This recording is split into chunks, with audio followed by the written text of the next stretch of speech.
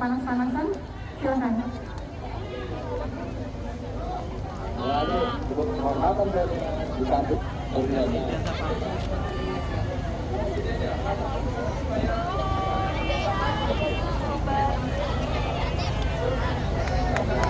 Assalamualaikum warahmatullahi wabarakatuh.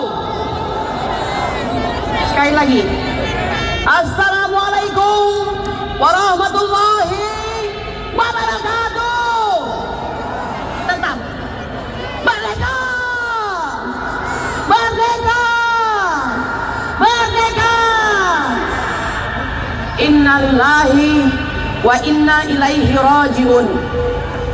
Saudara-saudaraku sebangsa dan setanah air, hadis dari At-Tirmizi, Rasulullah SAW bersabda bahwa merupakan jihad yang paling utama adalah mengatakan yang benar di hadapan penguasa. Setuju? Harus setuju, karena itu adalah kata-kata Rasulullah yang kita cintai. Saudaraku sekalian, kami ingin beribadah tadi ya. Saya belum masuk ini ke persoalan. Anda perlu mengetahui terjadi peristiwa di masjid itu.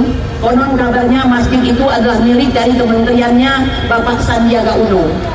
Orang yang 5 tahun lalu kami ini adalah diehardnya yang membela Prabowo dan Sandiaga Uno. Ya, drama terjadi. Siapa sangka 5 tahun kemudian kami harus memanjat ya pagar daripada masjid tersebut hanya untuk beribadah. Ya, nanti tinggal tunggu beritanya aja nanti ya. Siapa tahu youtuber-youtubernya ada yang memviralkan. Saya ingin mengatakan saya muak ya melihat aparat dengan kesombongannya menjagai masjid dan tidak memperbolehkan kami beribadah. Saya ingin mengatakan ini masih negara Indonesia atau negara komunis ya. Dan saya sempat memarahi tadi Satpol PP-nya. Apa saya katakan? Gunakan seragam Anda, berdiri Anda di sana, buka gerbang, kami mau sholat, kami mau mendengarkan pengumuman, tapi kami ingin tetap melaksanakan ibadah. Betul? Bapak Ibu sekalian, inilah yang kami khawatirkan, inilah yang Bapak Anjung khawatirkan, Pak Said Didu khawatirkan, Pak Buyung khawatirkan, Pak Marwan Batubara khawatirkan, dan Korlap kami khawatirkan, Ibu Ida khawatirkan. Ada suatu masa ya yang disebutkan oleh Rasulullah juga, likulli halin ibadah wa likulli halin muamalah. Setiap masa itu ada ibadahnya, setiap era itu ada penyikapannya. Tapi saya tidak pernah bermimpi harus bersikap di hadapan aparat yang seharusnya mengayomi, melindungi, dan melayani masyarakat dengan penuh kesombongan. Kami harus manjat dulu baru bisa sholat. Jadi saya belum ketahui ya, ibu-ibu Bapak sekalian, Anda tadi bisa sholat itu berkat seorang ibu-ibu manjat ya. Oke? Untuk ibu-ibu yang tadi, semoga Allah catat sebagai ibadah ya, karena akibatnya semua orang bisa sholat tadi. Baik, sekarang masuk yang kedua. Bapak Ibu sekalian, saya tergabung dalam THM ya. Jadi suka tidak suka, saya pasti bicara soal hukum. Tanggal 9 November 2017, dalam sebuah berita online, Bapak yang kita cintai juga, Bapak Mahfud MD, yang tidak lain adalah mantan Ketua MK, katakan ya dalam berita online tersebut, setiap perkara itu bisa dicari pasal salah benarnya. Betul? Tergantung kelihayan untuk mendapatkan intelektual tukang. Siapa intelektual tukang itu? Intelektual tukang itu bisa jaksa, bisa polisi, bisa hakim, atau kami yang berperan sebagai pengacara. Tergantung Anda ingin mengambil peran itu atau tidak. Beberapa hari ini kita aksi untuk memberi kekuatan kepada MK. Betul? Kita masih mengira bahwa MK ini masih ada nurani. Namun hari ini, kalau saya sudah ngomong dari kemarin ya Bapak Ibu, jangan berharap kepada MK ya, jangan berharap. Mau strukturnya 4-4 ke, mau 3-3-2, nggak usah berharap. Anda bersyukur Bapak Ibu sekalian ada di pihak yang benar pada hari ini. Ya, bersyukurlah. Anda masih dibimbing oleh ulama-ulama lurus. Saya dengan bangga mengatakan terima kasih Habibana Muhammad Rizik Syihab.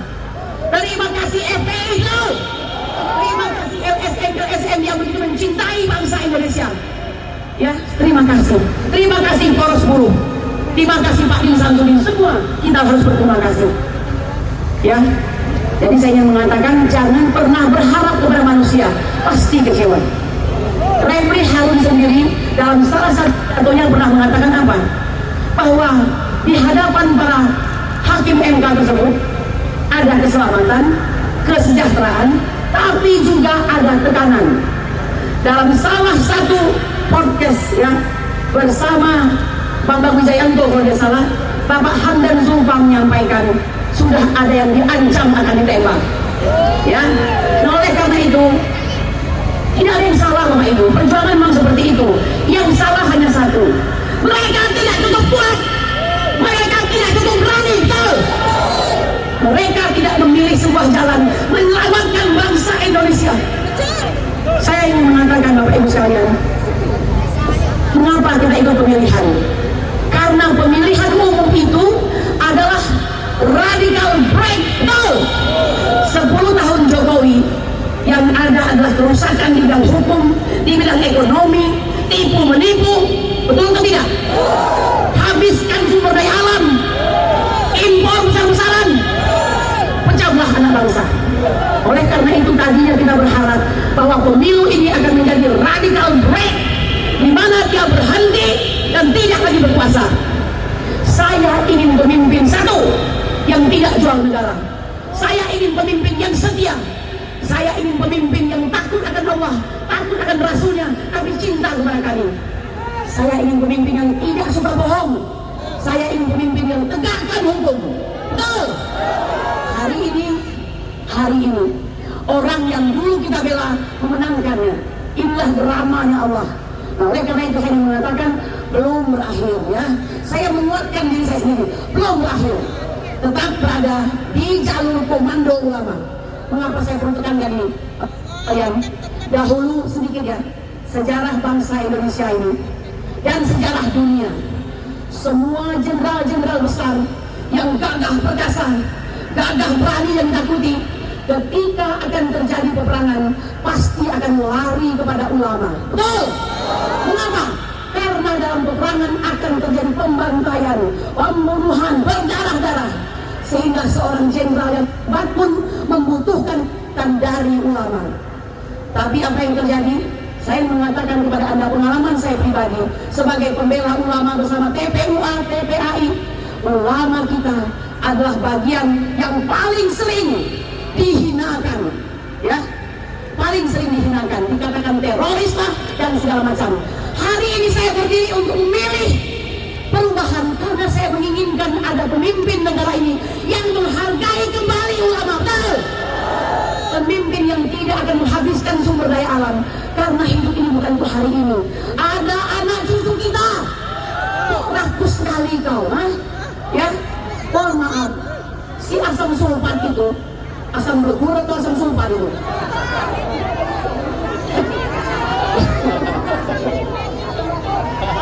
tidak mewakili anak muda. Betul?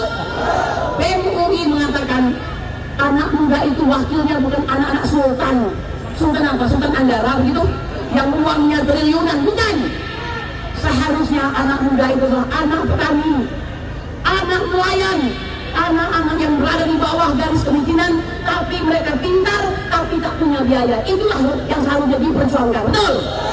Oleh karena itu, untuk mendapatkan Nasran Azizah, pertolongan yang kuat, untuk mendapatkan Fathan Mubina, kemenangan yang nyata, sesungguhnya harus ada imam yang adil. Dan hari ini Bapak Ibu sekalian, secara legitimasi MK sudah menyampaikan 02 sebagai pemenang. Namun itu belum selesai bagi kami. Ya, no, kami tidak terima Indonesia tanpa Jokowi, Indonesia tanpa Jokowi dan turunan-turunannya. Siapa dan Gibran Raka Buming Raka karena tidak pantas memimpin Indonesia. Setuju? Lalu sekalian, tunggu, berdoa, tenang, sabar, insya Allah kita tetap menang. Karena yang menang itu adalah tetap berada dalam kebenaran dan kesabaran sebagaimana nasihat dari Habibina Muhammad bin Syihab. Saya kira demikian dari saya. Subhanallah wa bihamdihi amma yasifun wa salamun alal mursalin walhamdulillahi rabbil alamin.